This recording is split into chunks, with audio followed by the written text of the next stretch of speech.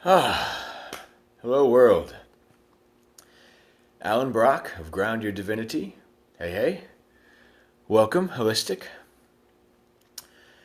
So, day 42, sort of, and I'll explain that momentarily, of my 100-day meditation experience, where I meditate 2 hours a day and join you guys on Scope to do some sort of insights or awareness or experience or whatever it is that I'm feeling or comes up for me, in the hopes that it enlighten you and grow me as well.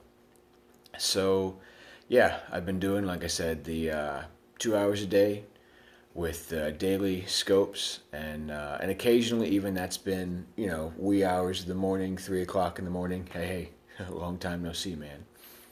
So it's been wee hours of the morning. Occasionally, I think I've fallen asleep once or twice here on the floor, and I'll get up and it's still dark out. It's like 6 in the morning, so I can kind of pretend like I haven't really left the day.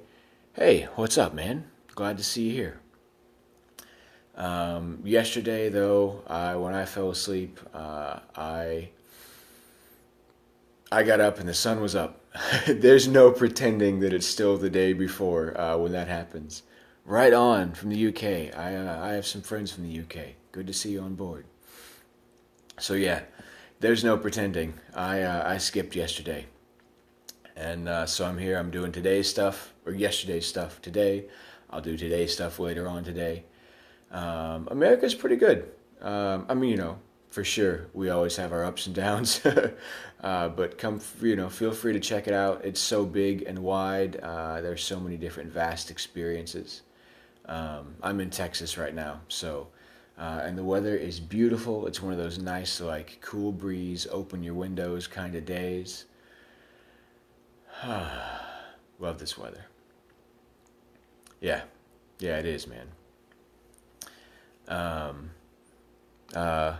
Or female, I can't tell the picture, so one or the other. Anyway, it is. Um, so, yeah, so like I said, basically what's coming up for me today, and, I figure this is relevant. Let's talk about this, or I choose to talk about this. I feel led to talk about this for a moment, about the whole missing the scope thing. I feel that it's relevant, and hopefully it serves you guys in terms of your own life and tasks as well. So the first thing, like I said, is dealing with a lot of fatigue, because I have had a full schedule of many different things that I'm doing, and adding the 2 hour meditation, the scopes, and different things has added a lot to my day. Sleep has gone from what was 6, 7-ish hours to 3, 4-ish hours on the regular, and over time it just kind of builds up.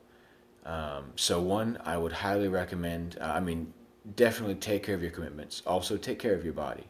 If there's something else you can let go of or release. Found the map. What do you mean found the map? So I highly recommend diet-wise, exercise-wise, nutrition-wise. Oh, the map to my hair. No, I have not. It has released, and it is a buried treasure somewhere, but I do trust one day with enough natural healing, positive vibes, that it has a shot to come back. So we'll see what happens.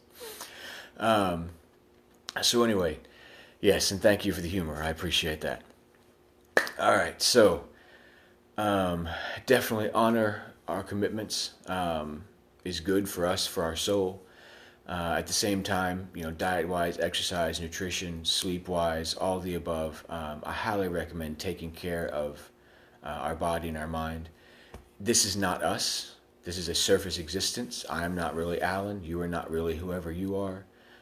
We have a soul that is underneath, and that may or may not jive with you guys where you are right now. So you can either take my word for it, you can experience through your own meditations a deep connection within, or you can let it go, whatever makes you happy. But I'm just speaking from my experience. So we do have a deep soul within, and even deeper than that is just a connection to the oneness, to God, to spirit, to the infinite being, whatever you want to call it, of which this is just a surface layer.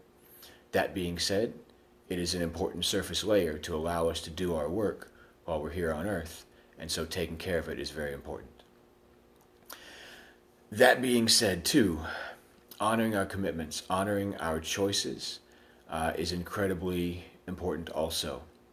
Like I said, I made a commitment to do the 2 hour scope, and if I'm honest with myself, or sorry, the 2 hour meds and then the scope, and if I'm honest with myself, last night, yes, it was late, yes, I had fatigue, but there's another piece of me that surfaced that was like, I don't wanna, man. I've been doing it every day. I don't feel like it. I don't wanna, and so like, you know what, I'm just gonna sleep for 10 minutes, and I'm gonna get up and I'm gonna do it, and and I crashed, like I said, and I got up this morning. And so this really highlighted, because as I was kind of laying down and falling asleep, it really, I felt inside of my soul something say, no, don't go to sleep, stay up, do the scope, sleep in a few minutes. You can do a brief one, but just do something and stay up and do this. And I felt it, I felt the feeling, I felt the call, and I was like, no, I don't want to, I'm going to go to sleep. And I crashed. And so that was a really big highlight, a really big awareness for me about feeling my ego and the desires of my ego, and feeling my soul and the desires of my soul. That's not to say that the ego is bad. It's not to say that sleep is bad. It's not to say that all the different desires that pop up in the ego are bad by any means.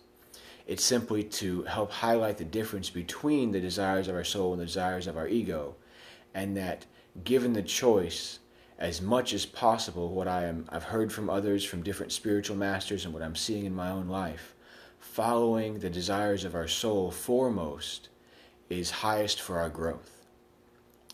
I mean, if you think about it this way, if we have you guys have heard the philosophy like a rising tide raises all ships, right? If you have a bunch of ships in port and the water level rises, then all ships rise with it, right? So our soul undergirds our physical being. Our soul supports our ego. And so as our soul lifts up, our ego lifts up. And as our ego lifts up, our experience of life in this realm is enhanced.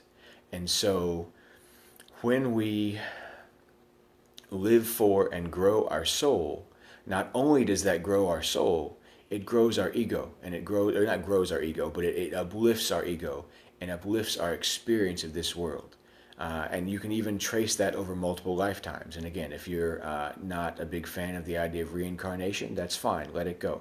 Just in this lifetime, as you raise the water, then the soul will follow along with it. Sorry, the ego will follow along with it. But if you're also a fan of the idea of reincarnation in multiple lifetimes, and this idea of living onwards to enlightenment, then if you kind of view it as a progression, like, okay, if we have soul here that's supporting and we have ego here, we can live for the ego. We can live for following all of our earthly desires, and it's all about making the money and getting the relationships and having the the nice car and the nice house and whatever else it is that we want to do for our ego. And again, I'm not saying those things are bad. That's not what I'm saying. I'm saying living for that as an exclusivity at the expense of everything else, that's not bad. It just doesn't serve us. It doesn't serve our ultimate growth. Because if you look at it, as we live for all those things in the ego, let's say we raise our ego up all the way up here, and we have a massively awesome physical experience going on. Great. We're still going to die. And it's still going to leave, and it's still, everything that we've built up is gone, right? And our soul is still kind of hanging out here at the same level. And so the next lifetime comes, and if we decide to just raise the ego up and keep building the ego and building the ego and building the ego, we're going to die again, and the soul is still kind of hanging out here. And the soul growth and awareness and awakening, the growth of love, the growth of passion, the growth of presence, the growth of humility, all of these, the fruits of the Spirit, so to speak, love, kindness, gentleness, patience, peace, all these things, this is soul growth. And that's what leads to a total feeling, not just awareness, but real physical, experiential sensation of unity, bliss, oneness with all that is, deep connection, deep love, and true enlightenment.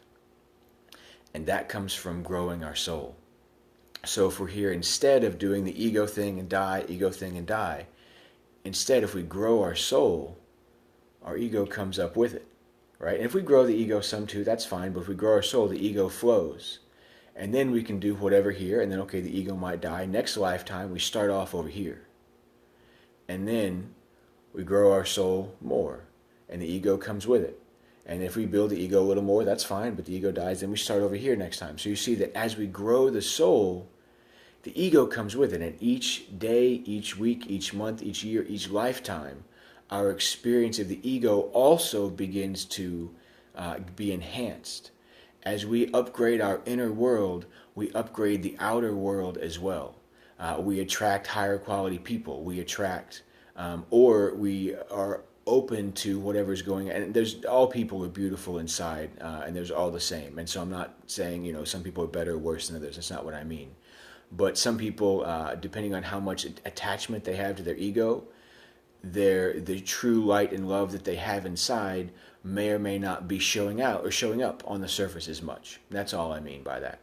But we attract people that are more in line with their souls and that are showing things up, and or people that we deal with that are not that in line. We have more peace, patience to accept and love them as they are, to work with them without the negative energy affecting our experience. As we upgrade, money, for example, money is a physical reflection of energy. As we upgrade our money, we upgrade our passion, we upgrade our value to the world, then we also begin to upgrade those things in our life as well, and upgrade that experience. So again, raise the soul raises the ego, come over, raise the soul raises the ego, etc. And that really helps to create an awesome experience for life all around, on the egoic plane and the spiritual plane. And that is what leads to ultimate growth. And so, like I said, I felt my soul, I felt my ego, I followed my ego. Not good, bad, right, wrong in the sense, and I realized that, okay, so I didn't make a scope. The world's not going to, die. I mean, life goes on, no big deal. Those of you guys that follow me regularly, you're alive, you're fine, it's cool. I got on the next day, I apologize, everybody's good. I'm still seeing, though, that following and living for our soul and this idea of a power of choice, hey, welcome. I've been meditating for 2 hours a day and kind of scoping my insights. And so you're kind of jumping in the middle of it. So this may or may not make a lot of sense right now. Yesterday, due to my own choices, you're very welcome. I skipped my broadcast, so it's come up with a lot of things inside of me in terms of living for our ego, living for our soul, having a deep awareness of what's going on inside. Cool, Okpa. My name is Alan. It's nice to see you. I'm glad you're joining. If you find value in any of this content, please feel free to follow me. Today is a little bit more of a personal message, not just a daily insight. It is, but it's also kind of a cool, very cool. Yeah, I'm in Texas right now, but greetings to Algeria. So yeah, it's a little more of a personal thing, kind of with what I'm going through, and more of my followers that have been following me for a while, this may make more sense to. That being said, I still feel there's value in it. And please, like I said, follow me, and daily, as I'm doing my 100-day meditation experience, I I scope and offer insights on whatever's coming up. But so this idea of our soul is our power of choice, right? We have an animalistic nature, we have a higher spiritual nature that are combined as one in our being. And neither one are right or wrong, good or bad. It's just the higher divine nature is more who we really are. I know of the country Algeria. I've never been there or anything, but definitely I've heard of Algeria, yes. So the idea of this existence is to open to our divine nature and bring that out into reality and live from that place. We have a body. We are animals. Yes, we are mammals. We are animals on this planet. But following purely our animalistic desires does not serve our overall growth. So the more we can use our soul, our power of choice, our power of commitment to follow our divine callings, to raise up from our animalistic nature, keeping, that nature. It's not about denying it. Accept that we have an animalistic nature, desires, cravings, needs, all of the above, and that's great. There's nothing wrong with that. Following them at the expense of our higher nature, though, does not serve our overall development. Remember that our soul is our power of choice. And so when the should I do this, should I do that pops up, and one is an egoistic, right on, man, glad to hear, an egoistic animal-based desire, one is a divine soul-based desire, always choose the soul-based desire. And that will lead, thank you, man, thank you. That will lead to higher development and higher growth. And I've seen that in myself, and I offer that to you guys. Should we choose the other, and this is also whether, it's with ourself, with our soul, and choosing the higher, if we choose an animalistic lower nature thing, that's fine, we're human, we're still working on our development. And that's with us, or at any point, in any way in life, if we do something that jacks with or wrongs another, and we have guilt surface for that. Any guilt, any shame, any negative feelings that come up, that if we repress it, that energy stays stuck inside of our body. It can lead to disease, etc. So it's very good to release those feelings, to accept that we have them. We made the choice we made. That's okay. But still accept and release the feelings of guilt, and let ourselves be forgiven and start fresh. A great way to do that is 4 very powerful phrases that I would offer to you guys. It's something that I learned through my yoga studio, and I find massive benefit in as well. And they are, I'm sorry, please forgive me, thank you, and I love you. And so, if we have wronged in some way, and it's for the other person, but it's also very much for ourselves. It's to cultivate our own sense of humility, to cultivate our own sense of release of ego, and to help release guilt and all of those things. And actually, once we do it for ourselves and release the negative thoughts, release the guilt, the shame, the whatever, and cultivate that humility, only then can a genuine apology be offered to somebody else in a way that really resonates with them. A lot of the times, and I heard this from Kyle Cease, and I totally agree, a lot of times an apology is seeking for approval from somebody else. We say I'm sorry to somebody so that they will say, it's okay, I forgive you. Oh, whew. And then we can release ourselves from that guilt. But then if they don't say that, then we still hang on to that. We're giving our power away in that moment. Not to mention that it is a self-seeking apology.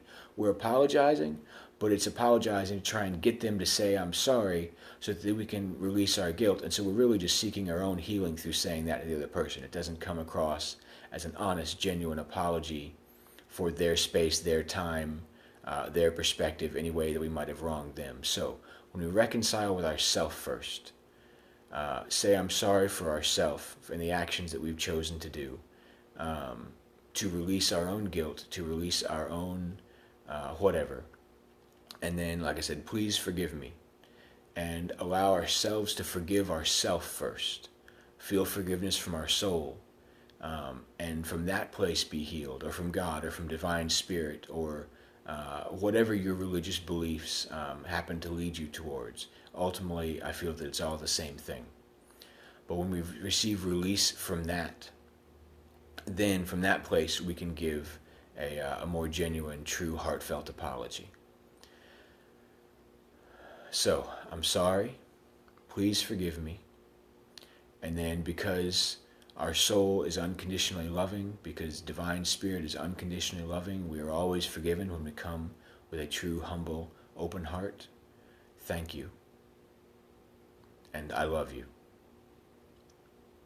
So these 4 phrases go a long way to healing our relationship with ourself, with our soul, and the relationships with others. And so I would offer those to you guys. And simply, if you're with yourself or somebody else, just, I'm sorry. Please forgive me. Thank you, and I love you. Or you can say it multiple times if you desire to be. And hey, welcome, y'all. This may or may not make sense right now. I'm kind of on the tail end of a kind of a personal broadcast. There's some stuff going on in my own life and some choices that I made. But still, I'm offering this as value for y'all. And go back, watch the replay from the beginning. It may make more sense. And if it adds value to your life, please, hearts are always appreciated. Please follow.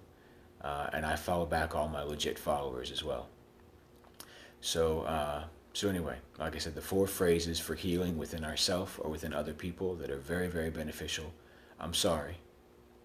Please forgive me. Thank you. And I love you. And just saying them, once each to a person, to ourselves, to help release and to help foster that humility. Yeah, actually my diet is really, really good. Thanks for asking, man. I'm pretty much raw vegan, fruits, veggies, all the above. Yeah, high quality diet, no doubt there. Ayurvedically balanced, Chinese medicine balanced, eat by chakra colors.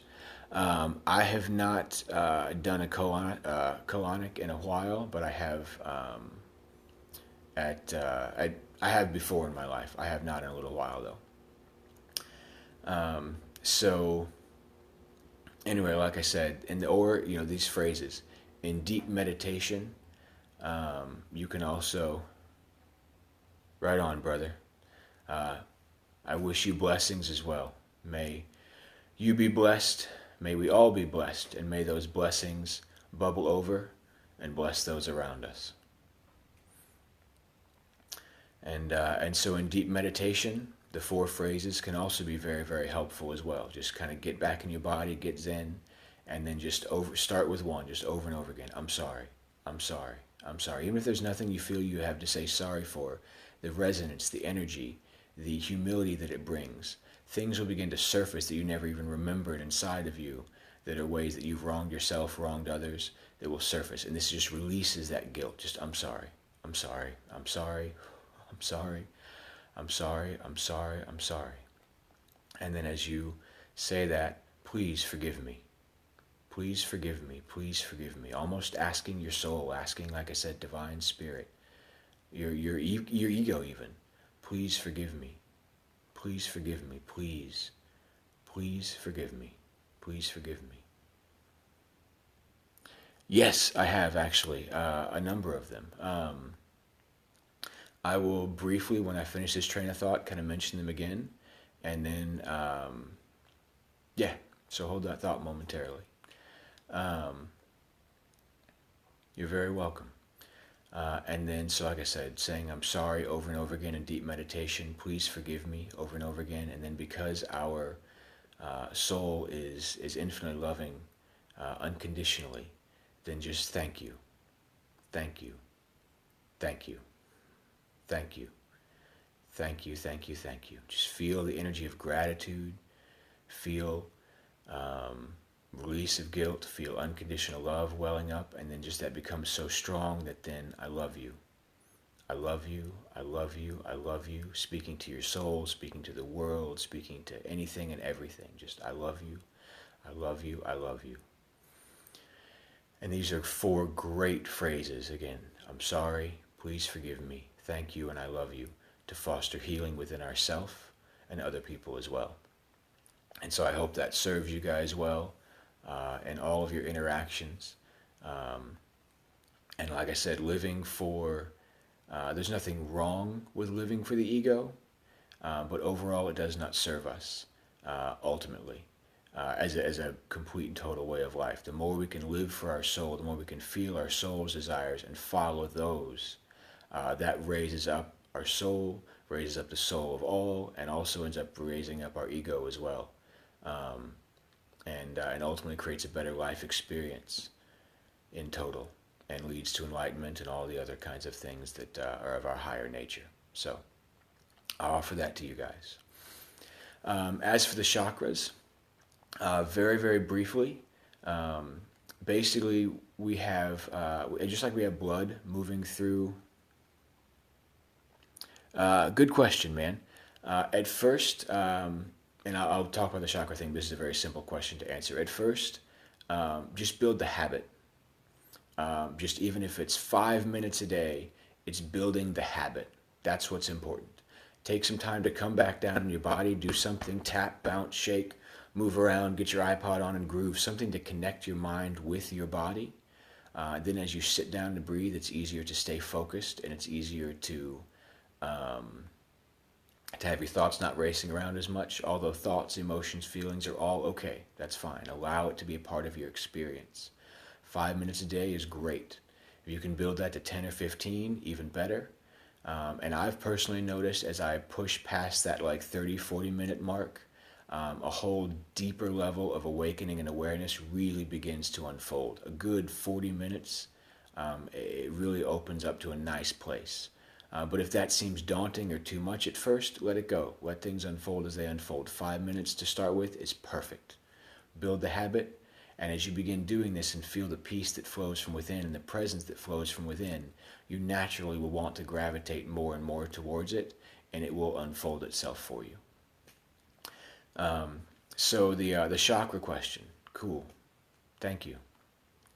The chakra question. We have blood that flows through our bodies and blood vessels, and pumps through our different, or pumps through our heart, and nutrients run through organs and all the above. We also have an energy system in our body, and it runs through the meridian channels. You may or may not have heard of those. So we have things called meridians that run energy through our body. And by the way, thank you all for the hearts. I really appreciate it. If you're finding value in this, please follow me. And I follow back all my legit followers as well. Hey, what's up, John Vodka? Good to see you, man. So we have energy that runs through the meridian channels. That's also the basis of acupressure and acupuncture, is healing those blockages. We also have extraordinary vessels and energy that runs around our body as well. All that energy that flows through harnesses or gathers at certain points, which we call chakras. Good. And actually, this is technically yesterday's broadcast. I went through if you watch the replay of the meditation thing from 30 minutes ago or so, and watch this one, I get into kind of what happened yesterday, and the choices that I made, and getting up. But today is technically yesterday's stuff, and then later on today I will do today's stuff. So we have all of these energies meet at certain points in our body, which we call chakras, and they're like our energy batteries or energy storehouses, for lack of a better word. And we have 7 in the physical frame. I've also read things where we have as much as 15, like there's an 8th chakra kind of hanging out above here, and it goes as much as 13 or 15 I have read for higher planes of existence. But right now we'll just talk about the main 7. They run up through the middle of your body, starting at the perineum, which is basically for guys between your sac and your anus, or for ladies between the vulva and your anus. At the very base of your body is your first chakra, and then basically running up in a line through your second chakra is a little bit below your belly button, kind of back here. Like I said, it runs up to that middle line, but it's the frontal location is a little below your belly button, but up this line. Your third chakra is that squishy part, right where your sternum starts going into the squishy part below your ribs. Your fourth chakra is your heart and your chest. I've also heard that people talk about a higher and a lower fourth chakra. Different traditions have slightly different ways of describing it. Fifth chakra is in your throat. Again, kind of feel that collarbone, the bumpy parts right here, and right there in the middle, back is your fifth chakra. Your sixth chakra is commonly referred to as your third eye, which is through the middle of your forehead and kind of your Yeah, right in the middle of your brain. Um, and then your seventh chakra is on top and opens you up to the higher aspects of the universe. And without getting too much in detail, hey, welcome. Basically, they govern from physical attributes up to emotional, up to the spiritual and the higher aspects of being. And there's all kinds of different things in terms of chakra healing, aligning chakras, giving energy to, balancing energy between the chakras, all of the above. There's all kinds of stuff you can Google. I talked a little bit about that in some of my other scopes. I have a YouTube channel. Ground Your Divinity is my company name. So you can search Ground Your Divinity on YouTube or on Facebook. I will fully admit that I have been lax in putting up the most recent videos, although I've kind of I've recommitted to myself to put up at least 2 a day now to cover the ones that I have been missing and get caught back up until I get caught back up. And I put a little thing on the description, kind of very briefly talking about what that thing is about. So as you surf through them, find ones that say talking about chakras or chakra questions answered or whatever, and you can watch those. Although I will fully admit some of those are like 1.5-hour broadcasts, and I didn't index like, oh, go to 48 minutes and that's where the chakra stuff is. I haven't done that. So, but there's valuable content inside all of them anyway. Plus on YouTube, you can click like double speed and you can watch it faster and get where you want to go. So I hope that serves. Or feel free to Google. You can Google chakra or chakra healing or chakra energy or what do my chakras do. Cool. Thank you. I really appreciate that. Thank you. You're pretty awesome yourself. We all are. At the same time, yes, I receive. I appreciate it. But you can Google chakra whatever and have more information than you can read in 20 lifetimes. I promise.